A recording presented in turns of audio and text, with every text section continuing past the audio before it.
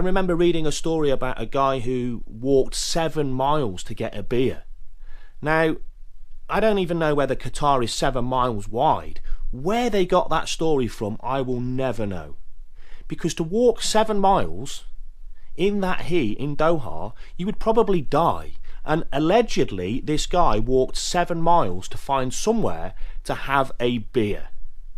And unbelievable. For me, that's just total BS, and I don't believe it. And I think, again, it was all part of this constructed narrative to tarnish the reputation of Qatar before the World Cup had even started. So, yeah, unbelievable. And it just goes to show how hypocritical and biased the Western media can be, because all the Western media, they were out there.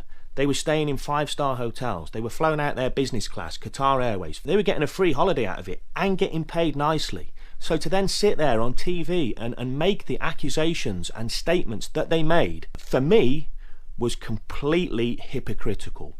And I'm not a political person, and I try not to get involved in these types of things, but this is the first time in my life I've seen firsthand how the media can manipulate something to fit their narrative. Okay?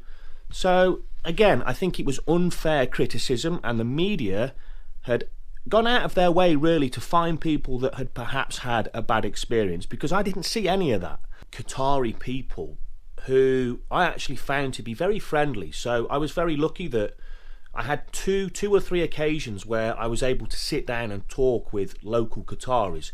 And the first one was on the first day, actually, I was walking around Souk Waqif, and I got chatting to a Qatari gentleman. He was probably in his early 60s, and he asked me if I'd eaten.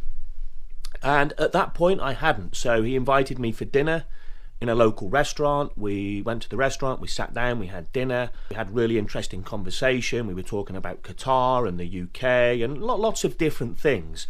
I then wanted to pay for the meal, however the waiter said that they couldn't accept card payments, so I asked where the nearest ATM was. And the Qatari guy, he paid for the meal. He didn't know me, he didn't know anything about me other than the 15-minute conversation we'd had. Paid for my meal, he shook my hand, and he wished me all the best. And off he went, and I never saw him again. So again, when you look at it logistically, the World Cup was perfect. You didn't have to travel 4 or 5 hours across the country. You didn't have to travel to a different country or to a different state. All the stadiums were in one city. So for me, that was absolutely fantastic. It was so easy to travel between the games, to and from the games. So again, why this wasn't reported, I don't know. Probably because it was one of the positive factors about the World Cup. And of course, the media don't want to talk about anything positive to do with Qatar.